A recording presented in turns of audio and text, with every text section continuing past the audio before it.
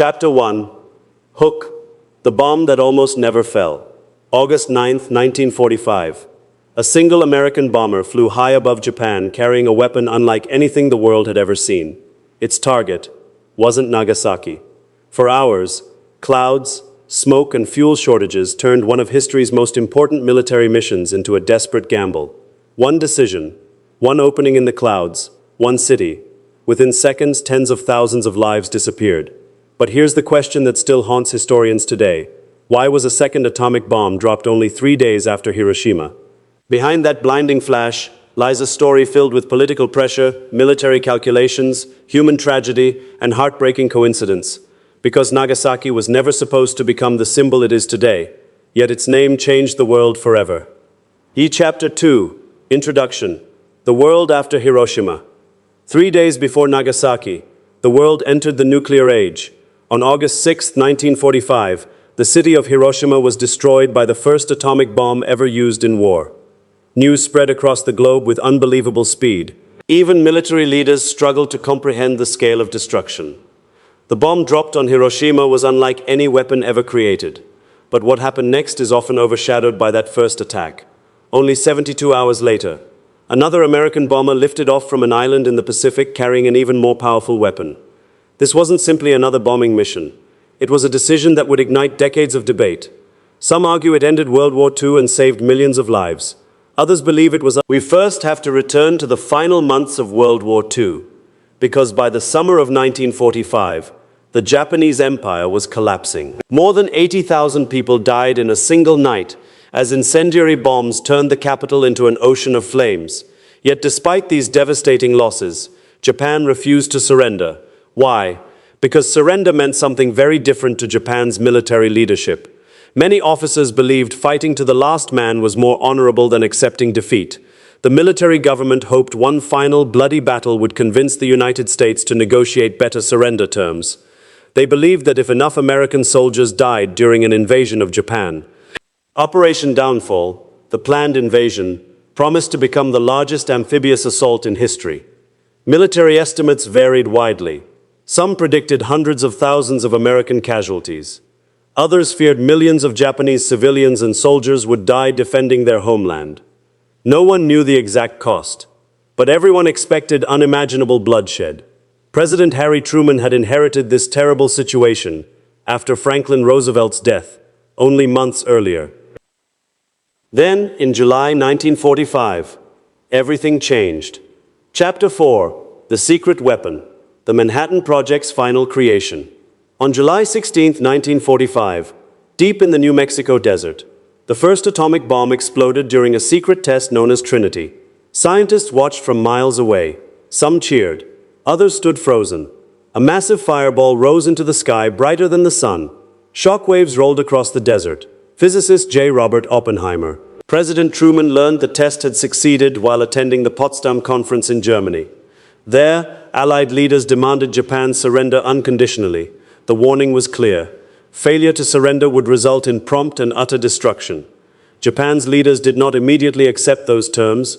Some hoped the Soviet Union might help negotiate peace. Others wanted to continue fighting. Unknown to them, the Soviet Union had already promised to join the war against Japan. Events were moving faster than anyone realized. America had already prepared 2 atomic bombs. The warhead from the Little Boy, used over Hiroshima, relied on uranium. Fat Man used plutonium and a far more complex implosion design.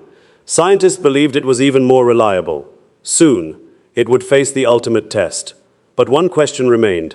Which city would become its target? Seoul. Months earlier, Chapter 5, choosing the target, the city that wasn't supposed to be next. As America prepared its second atomic mission, military leaders faced another enormous decision. Where should the bomb be dropped? This wasn't a random choice. Months earlier, a special target committee had carefully studied several Japanese cities. They wanted locations that had not yet been heavily bombed, so the effects of the atomic weapon could be measured as clearly as possible. After repeated arguments with military planners, Kyoto was removed from the target list. Its place was taken by Nagasaki. At the time, few people imagined what that decision would eventually mean. Nagasaki was not Japan's largest city. It was not its capital. but it was an important industrial center. Factories there built ships, weapons, torpedoes, and military equipment. The city's harbor had long connected Japan with the outside world, making it a gateway for trade, technology, and culture. Yet even with Nagasaki added to the list, it still wasn't the primary target. That honor belonged to another city, Kokura, and what happened next would become one of history's strangest twists of fate. Chapter 6. The mission begins, a flight into uncertainty. Before dawn on August 9, 1945, the massive B-29 bomber, Bockscar, commanded by Major Charles Sweeney, lifted off from the island of Tinian in the Pacific. Inside the aircraft rested one of the deadliest weapons ever created, the plutonium bomb known as Fat Man Suring, Intwing. Months of research and billions of dollars had led to this single mission. But from the very beginning, things started going wrong. A fuel pump malfunction prevented access to thousands of liters of reserve fuel. The crew suddenly realized they were carrying less usable fuel than expected. That mistake would haunt every decision during the flight. Next came another delay. The bomber circled while waiting for its accompanying observation aircraft. Every extra minute burned precious fuel. Clouds gathered over southern Japan. Weather reports became increasingly uncertain. Time was running out. The mission had been... Sweeney made one bombing run. Nothing. A second pass. Still no clear target. Fuel continued disappearing. Anti-aircraft guns began firing. Japanese fighter aircraft could arrive at any moment. The crew tried a third time. Again. The city remained hidden. Inside the bomber, tension reached its highest point. Every extra circle over Kokura increased the danger. The mission could fail completely. A phrase meaning survival through unexpected chance. For Kokura, clouds became salvation. For Nagasaki, they became a death sentence. But even after reaching the new target, the mission still wasn't guaranteed. Nature had one more surprise waiting. Only a small portion of the city became visible. Bombardier Captain Kermit Bayhan seized the opportunity. He immediately released Fat Man. The bomb fell for approximately 43 seconds. Inside the aircraft, the crew made a sharp escape turn, racing away from the blast zone. Below, ordinary life continued for a few more moments. Workers entered factories. Children attended school. Doctors treated patients. Streetcars moved through neighborhoods. Church bells rang. Chapter 9. The second flash nishat. Workers entered factories. Children attended school. For an instant, a blinding white flash erased shadows. Temperatures near the center of the explosion reached several million degrees. A massive fireball expanded in every direction. Buildings closest to the blast simply disappeared. Steel twisted like paper. Concrete shattered. Wood burst into flames almost instantly. A colossal mushroom cloud climbed thousands of feet into the sky. The surrounding mountains partially contained the blast, limiting destruction compared with what might have happened on flatter terrain. The famous Urakami Cathedral, once the largest Christian church in East Asia, was reduced to ruins. Thousands died instantly. Many more were trapped beneath collapsed buildings. Others staggered through burning streets covered in ash, dust, and severe burns. Survivors later described a strange silence immediately after the explosion, not because there was no sound, but because their minds could no longer process what had happened. The city had become almost unrecognizable in less than a minute. Yet the survivors believed the worst was over. They were wrong. Across Nagasaki, people searched desperately for loved ones. Parents called out for their children. Children wandered through the ruins looking for their families. Fires raged in every direction, turning shattered streets into walls of smoke and flame. Doctors and nurses who had survived rushed to help, but many hospitals had been destroyed. Medical supplies were buried beneath rubble. Thousands of injured people arrived at the same time. No city on earth had ever faced a disaster like this. Their hair began falling out. Purple spots appeared on their skin. Their gums bled. No one understood why. The bomb had unleashed something invisible. Radiation. Unlike fire or shrapnel, radiation couldn't be seen or smelled, yet it was silently attacking the human body from the inside. Doctors were completely unprepared. Many believed it was a strange disease. Others thought it was poison. Patients who had survived the explosion itself now faced an enemy that medicine barely understood. Days turned into weeks. Some people recovered, others died suddenly after appearing healthy. But while Nagasaki struggled to survive, events outside Japan were moving just as quickly. Another powerful nation had entered the war, and Japan's leaders suddenly faced an impossible reality. Hashtag 11, the Soviet invasion, the final blow. On the very same day as the Nagasaki bombing, August 9, 1945, the Soviet Union declared war on Japan. For months, Japan's leaders had hoped Moscow might help negotiate a peace agreement with the United States and its allies. Entire military units were overwhelmed. The attack shocked Japan's government. Now the country faced two unimaginable crises at once. A second atomic bomb had destroyed another city, and a powerful new enemy was attacking from the north. Inside Tokyo, senior military leaders gathered for emergency meetings. But reaching a decision was far from easy. Some generals insisted Japan should continue fighting. They argued that surrender would bring national humiliation. Others believed further resistance would only lead to complete destruction. Behind closed doors, history was being rewritten. Hashtag Astra 12, the Emperor speaks, breaking centuries of silence. Japan had one figure whose voice carried unmatched authority, Emperor Hirohito. For generations, most Japanese citizens had never heard him speak. He was regarded as a sacred symbol of the nation. During the crisis following Hiroshima, Nagasaki, and the Soviet invasion, the emperor made a decision few expected. He supported surrender. The recording had to be protected. A group of officers attempted a desperate coup. They searched the imperial palace, hoping to destroy the recording before it could be broadcast. If they succeeded, the war might continue. But loyal officials hid the recording carefully. The coup failed. On August 15, 1945, millions of Japanese citizens gathered around radios. For the first time in history, they heard their emperor's voice. His language was formal and difficult for many people to understand. World War II had finally come to an end. Yet one difficult question remained. Did the atomic bombs force Japan to surrender? Or was the Soviet invasion the deciding factor? Even today, historians continue debating that answer. Chapter 13, the debate that never ended. Why was the second bomb dropped? Nearly 80 years later, the decision to bomb Nagasaki remains one of history's most controversial subjects. Supporters argue the bomb ended the war quickly. They point to American invasion plans predicting enormous casualties if Japan fought to the end. Some military estimates suggested hundreds of thousands of American casualties, while other projections envisioned even greater losses on both sides, though exact numbers remain debated among historians. From this perspective, the bomb may have prevented an even greater tragedy. Critics disagree. They argue Japan was already collapsing. Its navy was nearly destroyed. Its economy was shattered. Its cities had suffered devastating conventional bombing. The Soviet declaration of war, they argue, made military leaders at the time believed rapid action was necessary. Critics believed diplomacy deserved a greater opportunity. There are no simple answers. Historians continue studying wartime documents, government records, personal diaries, and military communications. Each new discovery adds another piece to the puzzle. But none erase the suffering experienced by the people of Nagasaki. Behind every political decision were real human lives. Families, children, teachers, doctors, workers. People whose stories rarely appear in military reports. Chapter 14, the survivors, voices that refuse to be forgotten.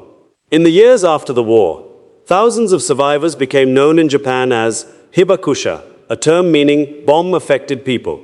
Many carried severe burns and lifelong injuries. Others appeared healthy, but later developed cancers and other illnesses linked to radiation exposure. Some faced discrimination. Employers feared they would become sick. Families worried if they remained silent, future generations might forget. They began visiting schools, speaking at museums, sharing photographs, telling the world what nuclear war truly looked like. Not through statistics, but through memories. A lunchbox found beside a child, a melted clock frozen at the moment of the blast, a family photograph recovered from the ashes. These ordinary objects became extraordinary reminders of a day that changed countless lives forever. Chapter 15. A world changed forever as spared. The beginning of the nuclear age. When the smoke finally cleared over Nagasaki, the Second World War was ending. But another chapter of history was only beginning. For the first time, every nation understood a terrifying truth. Humanity now possessed the power to destroy entire cities with a single weapon. The atomic bomb was no longer a secret. It had become a reality. Within a few years, the United States would no longer be the only country with nuclear weapons. In 1949, the Soviet Union successfully tested its own atomic bomb, ending America's nuclear monopoly. The United States and the Soviet Union competed not only through politics and military alliances, but also through an arms race unlike anything the world had ever seen. Scientists designed weapons far more powerful than the bombs dropped on Hiroshima and Nagasaki. Hydrogen bombs, intercontinental ballistic missiles, nuclear submarines hidden beneath the oceans. Each new invention increased the destructive potential of war. By the 1960s, both superpowers possessed enough nuclear weapons to destroy civilization many times over. The world lived under a new and frightening idea. Both nations, and possibly much of the world, would suffer catastrophic losses. Ironically, the fear of total destruction became one of the reasons a direct war between the two superpowers never occurred. Nagasaki had shown the world what one atomic bomb could do. The Cold War raised an even more terrifying question. What if hundreds were ever used? Fortunately, that nightmare has never become reality.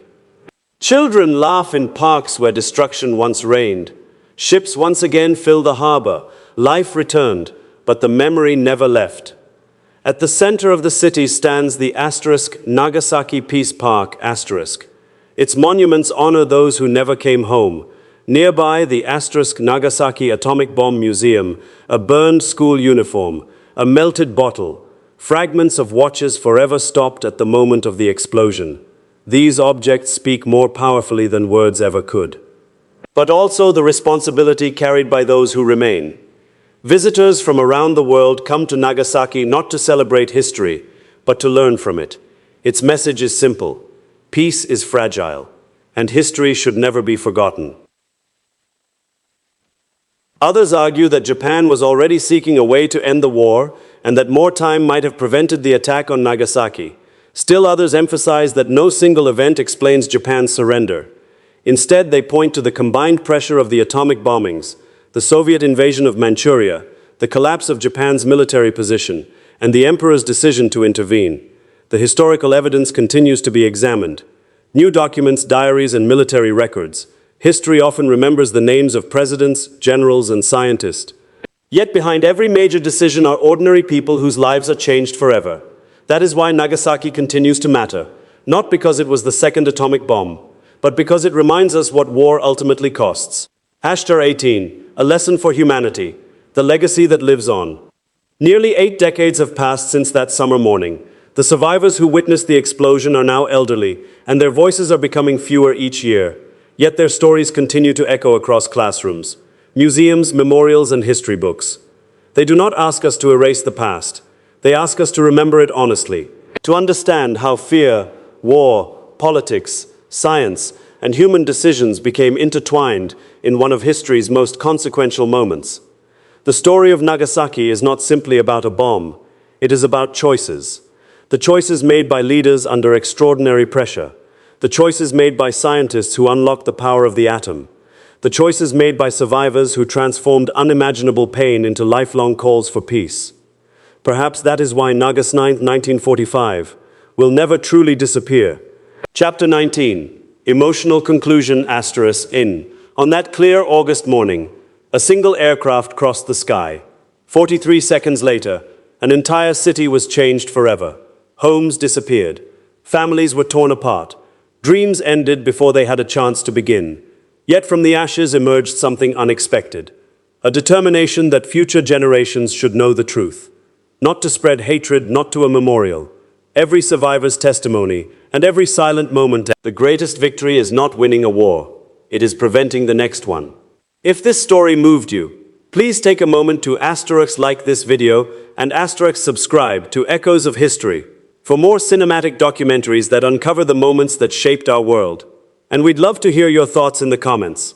Do you believe the bombing of Nagasaki changed history in a way that could never have been avoided, or do you think another path was still possible?